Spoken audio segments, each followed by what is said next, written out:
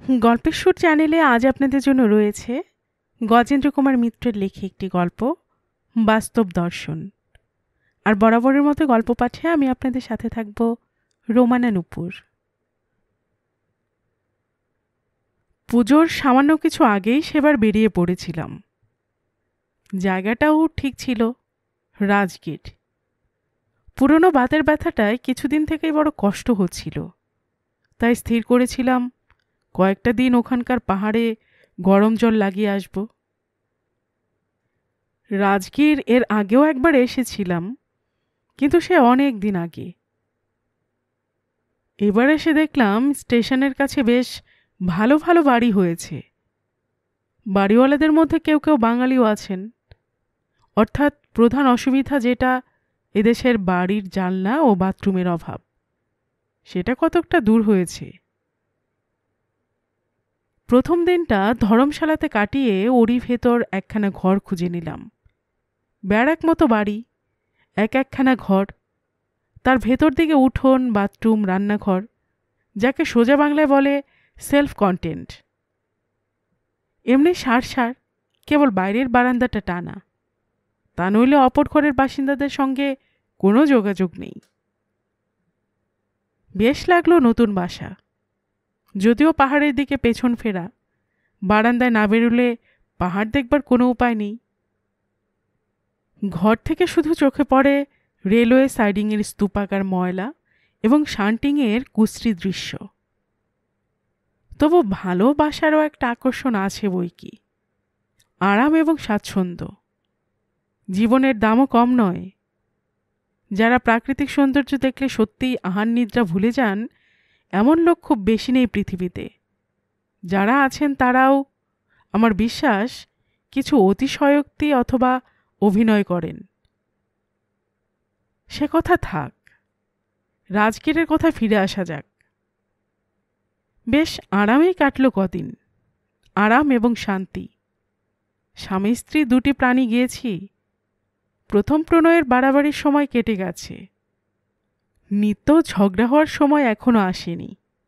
আমাদের সেই অবস্থা। কাজেই কোথাও কোনো অশান্তি নেই। ওখানে গিয়ে ঝি পাওয়া গিয়েছে, সুতরাং গৃহিণীর মুহুর্মুহু চা দিতেও আপত্তি নেই। বাইরে বসবার জন্য একটা চেয়ার সংগ্রহ করেছি। সঙ্গে আছে বাছাই করা ইংরেজি গোয়েন্দা কাহিনী, একেবারে যাকে বলে আদর্শ অবস্থা। শান্তি নির্ণয়, সুখ স্বর্গ। সকাল থেকে রাত্রি পর্যন্ত বাঁধা রুটিন। ভোরে উঠে একবার চা, বেলা 7টায় মুখ হাত ধুয়ে ছোটেলালের উৎকৃষ্ট দেশি ঘিয়ে ভাজা জিলিপির সঙ্গে আরেক প্রস্থ চা খেয়ে বাজার থেকে ফিরে বাইরের চেয়ারে বসে বা খাটিয়ায় গা এলিয়ে নোভেল পড়া। তার ফাঁকে ফাঁকে গৃহিণীর আদর করে দেওয়া আলু ভাজা অথবা পাঁপড় কিংবা নিমকি। আর একবার চায়ের আবেদন করে তর্জন লাভ, এবং পরে উৎকৃষ্ট 1 কাপ চা। এর ফাঁকে ফাঁকে অসংখ্য যুবতী গোয়ালিনীর সঙ্গে দুধের ও ঘিয়ের দরদস্তর। কোনো কোনো দিন মৎস্যগন্ধারও দেখা মিলত। 11টা নাগাদ প্রায় এক পুষ্পক রথে চড়ে স্নান করতে যাওয়া, ফিরে এসে আহার আনতে কিছু দিবানিদ্রা। এই সময় কলকাতার গাড়ি এসে পৌঁছত। যাত্রীরা কে নামল সেটা দেখাও একটা নিত্য নৈমিত্তিক কাজ ছিল। তারপর বিকেলে চা, সন্ধ্যায় স্নান। ফেরবার পথে ছোটেলালের দোকানে আর একবার কিছু নমস্কারী দেওয়া। বাড়ি ফিরে চা কিংবা দুগ্ধ পান। গৃহিণীর শরীর ভালো করবেনি আমার। তারপর আবার নভেল পড়া।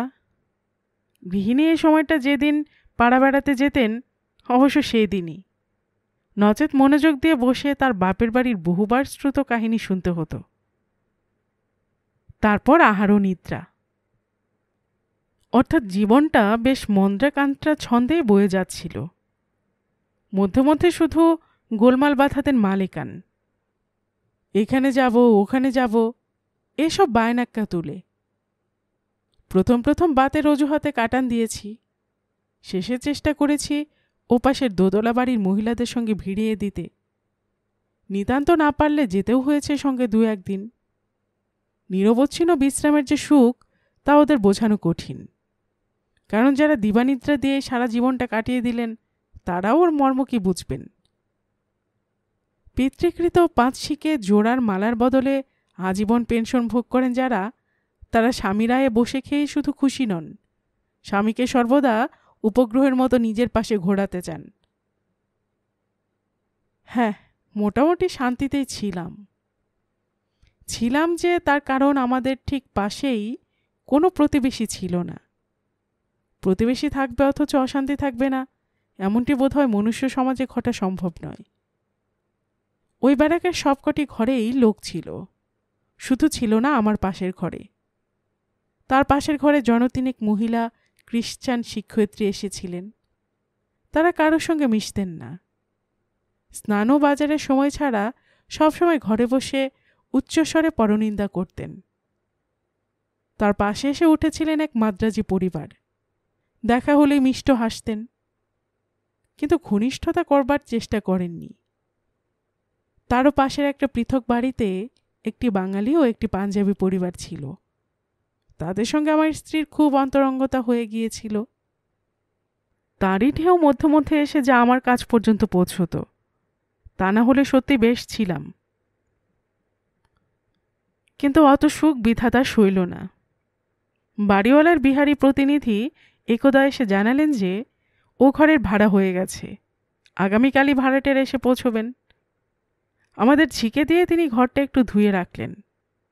আমার স্ত্রী বললেন, বাঁচা গেল, রাত্রে ঘরটা ফাঁকা হাহা করে, কেমন যেন ভয় লাগত। আমি শুধু মনে মনে বললাম, কি আপদ। এলেন তারা পরের দিন, স্বামী স্ত্রী ও একটি চাকর। স্ত্রীটি সুশ্রী, তরুণীও বটে, কিন্তু অলঙ্কার ও বেশভূষার বড় বাহুল্য। স্বামীটিও একটু কি বলবো কেমন ধরনের, অতিরিক্ত টেরি, ঘাড় চাচা, পাতলা আব্রো আর পাঞ্জাবি, আর গিলে করা ধাক্কা দেওয়া ধুতি, সব মিলিয়ে একটিমাত্র ইঙ্গিত করে মাল কিছু বেশি। তার সঙ্গে আবার একটি হারমোনিয়ামের বাক্স, শখ আছে বটে। তারা এসেই সোজা ঘরে ঢুকে গেলেন। আমাদের দিকে তাকালেন না পর্যন্ত, আলাপ করা তো দূরের কথা। চাকরটি মালপত্র গুছিয়ে ছুটোছুটি করে বাজার হাট এনে সংসার পেতে বসল। সেই একবার এসে আমার কাছ থেকে কোথায় কি পাওয়া যায় সন্ধান সুলক জেনে নিয়েছিল। ওরা কিন্তু আর একবারও ঘর থেকে বার হননি। কিন্তু তার দ্বারা তারা দুর্বল পুরুষকে শুধু তাদের রহস্য থেকে বঞ্চিত করতে পারলেন। প্রবলা নারীর হাত থেকে অব্যাহতি পাবার জো কি তাদের? আমার স্ত্রীর তহান নিদ্রা ঘুচে গেল। তিনি নানাভাবে বাহ্যিক নিষ্পৃহতা দেখান, অথচ সুযোগ পেলেই উকি ঝুঁকি মারেন। অবশেষে রাত 8টা নাগাদ তার স্টক টেকিং হয়ে গেল। হাঁপাতে হাঁপাতে এসে জানালেন, হ্যাঁ গো, ওরা যেন কেমন কেমন। কেমন কেমন মানে? মানে এই ওরা ঠিক মানে ওই মেয়েটা ঠিক বিয়ে করা নয়। কি করে জানলে? ওর তো সিঁথিতে সিঁদুর রয়েছে। উফ, তুমি ওইটুকুর ভেতর তাও দেখেছ? সকপ কটাক্ষে গৃহিণী চান আমার দিকে। কিন্তু তা থাকলে কি হবে, সিঁদুর কৌটো নেই যে সঙ্গে। এখন মেয়েটা চান করে এসে দাঁড়াতেই পুরুষটা ফিসফিস করে বলল, সিঁদুর পরও মনে করে এবেলা। তাতে মেয়েটা কি উত্তর দিল জানো? বলল, ওই যা, সিঁদুরটা ফেলে এসেছি দেখো। ছোট্ট সুটকেসটা তন্ন তন্ন করে খুঁজল। ওতে ওর সব টয়লেটের জিনিসই বোঝায় কি না, কিন্তু সিঁদুর নেই। ছোট্ট সুটকেসটা তন্ন তন্ন করে খুঁজলে ওতে ওর সব টয়লেটের জিনিসই বোঝায় কি না, কিন্তু সিঁদুর নেই। তাতে আর কি হয়েছে, ভুল তো হতেই পারে। ভুল? এমন সাংঘাতিক ভুল? বাঙালির ঘরে সধবা মেয়ে সিঁদুর কোটনিতে ভুল করবে? মনে তো হয় না। অনভ্যেসের ফোঁটা, কপাল চটচড় করে। তারপর একটু থেমে বললেন, দেখো, ও কখনো ভদ্রঘরের নয়, নষ্ট মেয়ে মানুষ।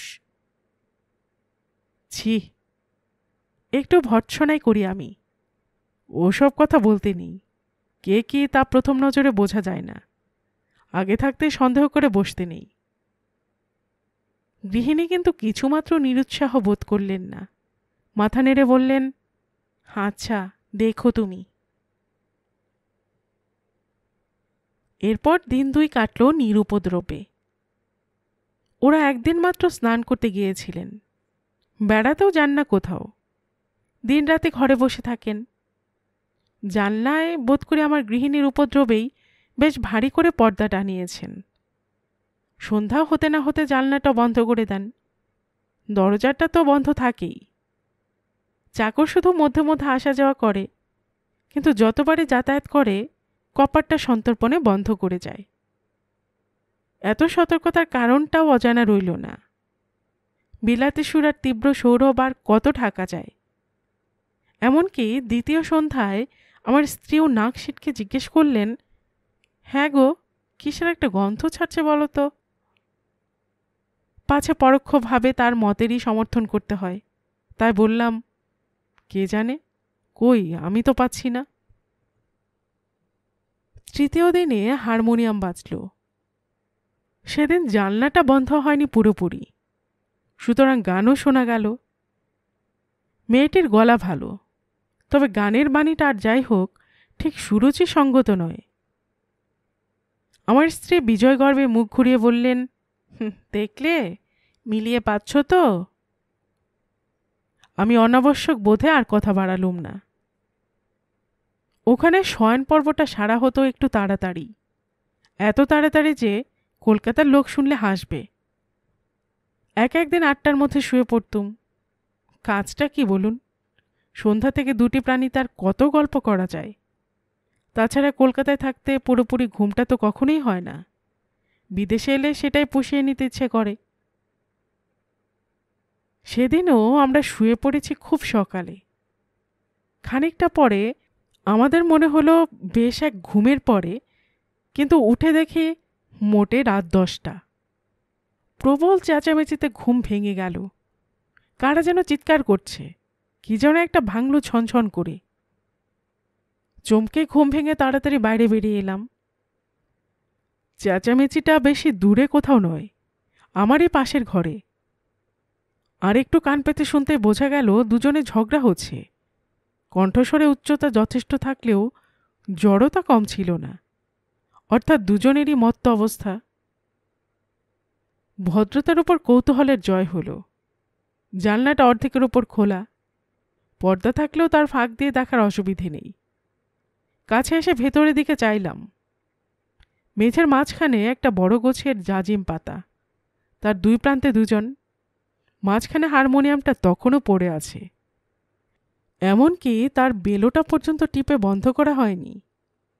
আর তার চারপাশে কতকগুলো খালি বোতল, মদের ও সোডার, মাংসের প্লেট, এঁটো হাড়, সিগারেটের টুকরো, দেশলাইয়ের কাঠি, একেবারে ছত্রাকার করে ছড়ানো।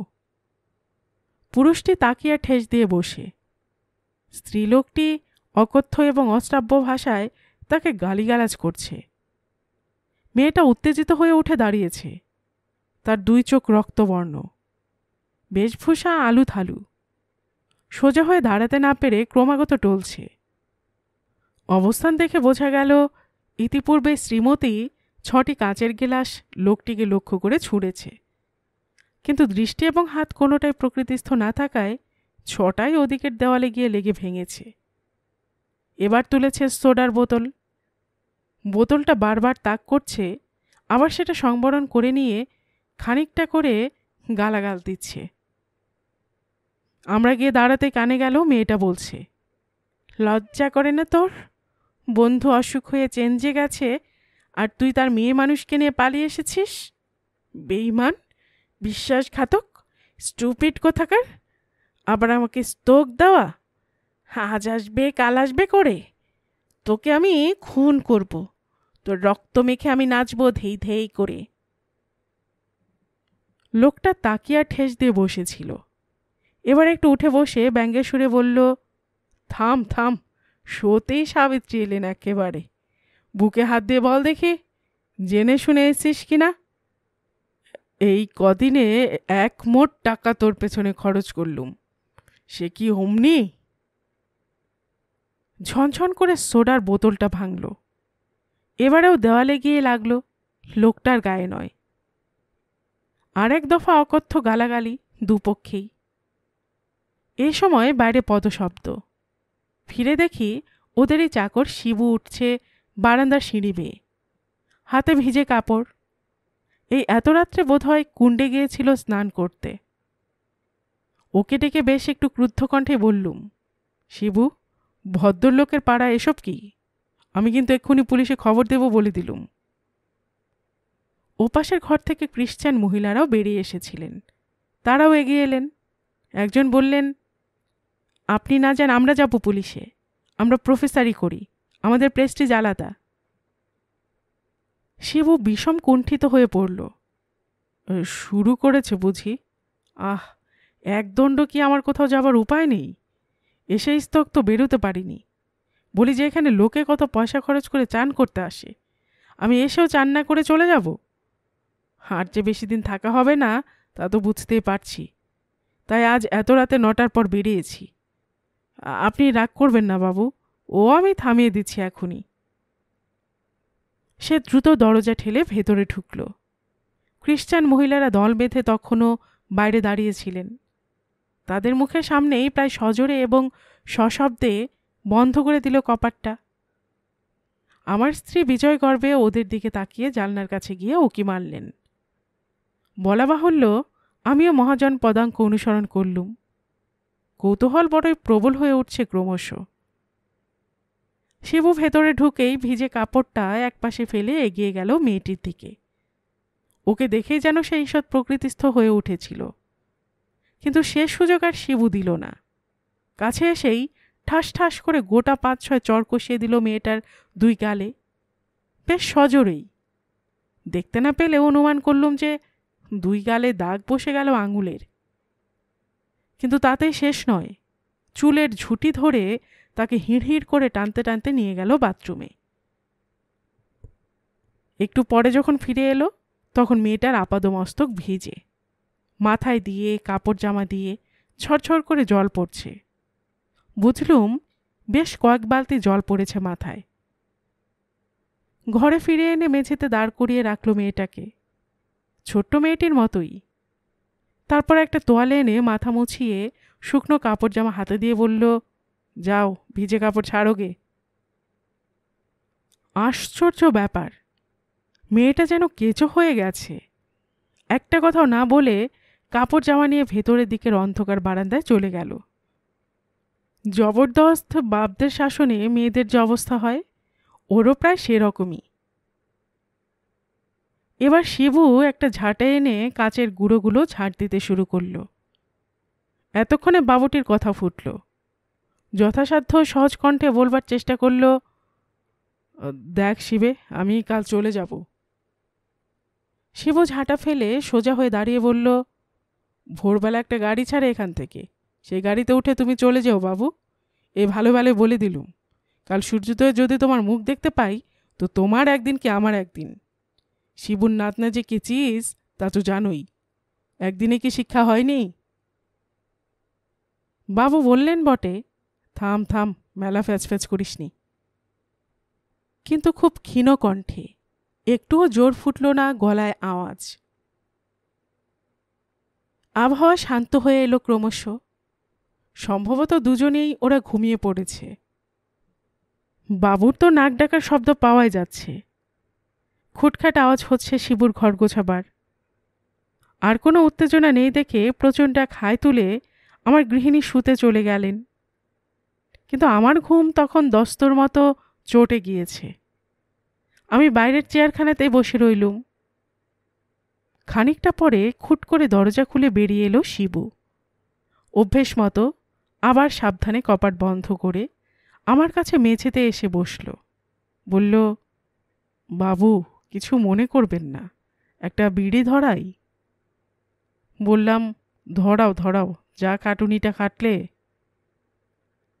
বিড়ি ধরিয়ে নিঃশব্দে গোটা কয়েক টান টেনে শিবু বলল, দেখলেন তো বাবু কাণ্ডটা, একটা মিনিট আমার কোথাও যাবার উপায় নেই। 1 বোতলের পর 2 বোতল পড়ল কি একেবারে 10 বাই চণ্ডী। কেলেঙ্কারি একটা করবেই। আমি থাকলে সামলে রাখি, না থাকলেই খাবে। আমি বাক্সয় পরে চান করতে গিয়েছি, চাবি খুলে বার করে টেনেছে দুজনে। আর ও তেমনি ছ্যাঁচড়া। বাবুর বন্ধু তুই, বিশ্বাস করে মেয়ে মানুষের কাছে নিয়ে এসেছে, আসা যাওয়া করতে দেয়। তুই তার সঙ্গে এমনি বেইমানিটা করলি। সে রইল হাসপাতালে পড়ে, আর তুই মিছে কথা বলে নিয়ে এলি। আমি ঠিক ধরেছিলাম বাবু, আমার চোখ এড়াবে এত বড় ধূর্ত ও এখনো হয়নি। বললুমও ওকে, তা বললে মরুক গে, তাই যদি হয় তো কি করা যাবে। শখ হয়েছে যখন মিটিয়ে নিক, খরচও তো করবে 200-500। ধর যদি তোর বাবু মরে যায়, আমাকেও তো দাঁড়াতে হবে। এই সব হাত তোর মেয়ে মানুষ রে, এমন স্বার্থপর জাত আর যদি 2টি দেখেছেন। আমি একটু হেসে বললুম, কিন্তু তাই বলে তুমি মনিবকে মেরে বসলে? তোমার সাহস তো কম নয়। তা নইলে ওকে সামলাতে পারবো কেন বাবু? ওই ওর এক ওষুধ। রাগ করে না? পাগল হয়েছেন? এত করবে কে? এর আগে আগে যত চাকর রেখেছে সবাই ওর গয়না মেরে সরে পড়েছে। 2 বোতল পেটে পড়লেই তো বেহুশ। সেই তো মওকা। আমি এসে তবে তো 2টো পয়সার মুখ দেখেছে। গয়নাও জমেছে, টাকাও জমেছে। টাকা তো আমি বাড়িতে রাখতে দিই না, কিছু এলেই ব্যাংকে দিয়ে আসি। আর গয়না থাকে লোহার আলমারিতে, সে চাবি আমার কাছে, এই কোমরে খুনশিতে বাঁধা। এত কে টানবে? আমি তো বলি যে আমাকে ছেড়ে দাও, তা দেয় কই? বিড়িটা বকুনির চোটে নিভে গিয়েছিল, আবার ধরিয়ে নিল। আমি একটু চুপ করে থেকে বললুম, তোমার খুব মায়া পড়ে গিয়েছে বুঝি? তা আপনার কাছে মিছে কথা বলবো না বাবু। ধোঁয়া ছাড়তে ছাড়তেই উত্তর দেয় সে, তা একটু পড়েছে। এধারে খুব ভালো মেয়ে মানুষটা। যখন ওই ছাইভস্য পেটে না পড়ে বেশ থাকে, আদর যত্নও করে খুব, দিলও আছে। চাকরিতে ঢোকবার মাসখানেক পরেই আমার বউর খুব অসুখ করে। একেবারে থোক 200 টাকা হাতে দিয়ে বলেছিল, শিবু, ভালো করে চিকিৎসা করাও গে। কে এত বিশ্বাস করে বলুন তো? বউ বেঁচে আছে তোমার? না না বাবু, সে যাত্রায় পটল তুলেছে। আর বিয়ে করনি? না, বিয়ে আর করিনি বাবু। করনি কেন? কি বা তোমার বয়স? অনেকক্ষণ চুপ করে রইল শিবু, তারপর গলাটা নামিয়ে বলল, তাহলে খুলেই বলি বাবু, একটু আশায় পড়ে আর বিয়ে করিনি। বড্ড মায়াটা পড়ে গেছে কি না দুপক্ষেই। আমাকে ছাড়ে না, চাকরি ছাড়বো কি? দেশে যাব বললে বলে, চলো কোনো তীর্থে গিয়ে কণ্ঠি বদল করে আমরা বাস করি গে। এসব আর ভালো লাগে না। আমিই বরং বলি, তা কেন, রূপজৈবন যতদিন আছে 2 পয়সা কামিয়ে নে। তীর্থে গিয়ে বসলেও পেটটা তো চলা চাই। যখন বেশ কিছু জমবে তখন না হয় কোথাও একটা গিয়ে প্রাচিত্তির করে বৈষ্ণব হয়ে কণ্ঠি বদল করা যাবে। কি বলেন বাবু, ঠিক বলিনি? তাছাড়া ধরুন না কেন, যখন কোনো অসুবিধেই হচ্ছে না তখন আর তাড়া কি? চুপ করে রইলাম। আমার নীরবতাকে সমর্থন ভেবে নিয়ে শিবু বলে চলল, দেশে ঘাটে ভাই ভাইপোড়া আছে, পিণ্ডি দেবার লোকের অভাব হবে না। ও জমি জায়গা তাদেরই ছেড়ে দেব সব। আমরা বুড়ো বুড়ি মনে করছি বৃন্দাবনে গিয়ে উঠব। ভালো দেখে একটা গুরু করে নিয়ে তোফা ভগবানের নাম করা যাবে। আমি গিয়েছি ওদিকে বাবু, সব আমার ঘোড়া আছে। রাবড়ি যা সস্তা বাবু বৃন্দাবনে, তখন তো 12 আনা শের মিলত। অন্ধকার রাত্রি নিস্তব্ধতার মধ্যে শিবু ভবিষ্যৎ গৃহস্থালীর একটা উজ্জ্বল ছবি বোধ করি দেখতে পায়। গল্পের সুর চ্যানেলে এতক্ষণ আপনারা শুনছিলেন গজেন্দ্র কুমার মিত্রের লেখা একটি গল্প, বাস্তব দর্শন। আর এতক্ষণ গল্প পাঠে আমি আপনাদের সাথে ছিলাম রোমানা নূপুর। আপনারা যারা গল্পের সুর চ্যানেলের গল্প নতুন শুনছেন, আপনাদের সুবিধার্থে একটি বিনীত অনুরোধ, যদি আপনারা আরও এমন গল্প শুনতে চান তবে নিচে সাবস্ক্রাইব বাটনে একটি ক্লিক করে রাখুন ও একটি লাইক করে রাখুন। এতে এই চ্যানেলের ভিডিওগুলি খুঁজে পেতে আপনাদের সুবিধা হবে। আর পাশে থাকা বেল বাটনটি চেপে রাখুন, যাতে নতুন কোনো গল্প দেওয়ার সাথে সাথেই আপনাদের কাছে নোটিফিকেশন চলে যায়। সবসময় সবাই খুব ভালো থাকুন, সুস্থ থাকুন ও আনন্দে থাকুন, এই প্রার্থনা রইল।